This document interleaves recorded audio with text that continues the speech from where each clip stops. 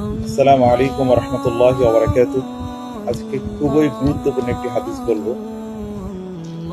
عن أبي هريرة رضي الله تعالى عنه قال قال رسول الله صلى الله عليه وسلم مر رجل بغصن شجرة على ظهر طريق فقال والله لو نحين هذا عن طريق المسلمين لا يؤذيهم فأدخل به الجنة رواه مسلم।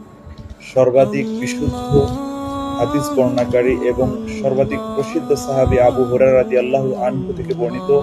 তিনি বলেন, রাসূল করিম সাল্লাল্লাহু আলাইহি সাল্লাম বলেছেন, একজন ব্যক্তি রাস্তার উপর পড়ে থাকা একটি গাছের ডালের পাশ দিয়ে অতিক্রম করার সময় লোকটি বলল, ওয়াল্লাহি, আল্লাহর শপথ করে বলছি, লাউ নাহিয়ান্না হাযা আন তরিকিল মুসলিমিন, এটা অবশ্যই আমি মুসলমানদের মানুষের চলাচলের রাস্তা থেকে সরিয়ে রাখবো, লা ইউযীহিম, যাতে করে এটা তাদেরকে কষ্ট না দেয়, বা উদখিলা বিহিল জান্নাহ, এই কারণে ওই ব্যক্তিকে জান্নাতে প্রবেশ করানো হয়েছে।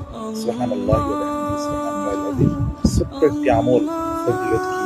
রাসূল করিম সাল্লাল্লাহু আলাইহি সাল্লামের আরো আমরা হাদিস বিশ্লেষণ করলে জানতে পারি, একজন পতিতা মহিলা একটা বিবাসার্থ কুত্তাকে পানি খাওয়ানোর কারণে সে জান্নাতে চলে গিয়েছিল। ছোট্ট ছোট্ট আমল ইখলাসের নিয়তে আল্লাহর সন্তুষ্টির জন্য যদি আমরা করি, তাহলে সেটা আমাদের জান্নাতের ওসিলা হয়ে যাবে। তাই আসুন, রমাদান মাস, ছোট্ট ছোট্ট আমল, ছোট্ট ছোট্ট কাজ মানুষের সহযোগিতায় করি আল্লাহর সন্তুষ্টির জন্য। ইনশাআল্লাহ আল্লাহ আমাদের জন্য এই ওসিলায় জান্নাত দিতে পারেন। আল্লাহর কাছে আমরা এই কামনা করি। হাদিসটি বর্ণনা করেছেন ইমাম মুসলিম।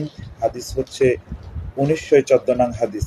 সম্মানিত মুসলিম ভাই ও বন্ধুগণ, উক্ত হাদিস থেকে আমরা বুঝতে পারলাম যে আমাদের ভালো কিছু কাজ আল্লাহর সন্তুষ্টির জন্য করে যাওয়া, মানুষের উপকার করা, সর্বদাই চেষ্টা করা, মানুষের উপকার করার চেষ্টা করা। সম্ভবপর যদি নাও হয়, আপনার আমার দ্বারা কখনো যেন কোনো ব্যক্তির ক্ষতি না হয়, এদিকে সাবধান থাকা। আল্লাহ সুবহানাহু ওয়া তাআলা আমাদের সকলকেই তৌফিক দান করুক। আমিন। আসসালামু আলাইকুম ওয়া রাহমাতুল্লাহ।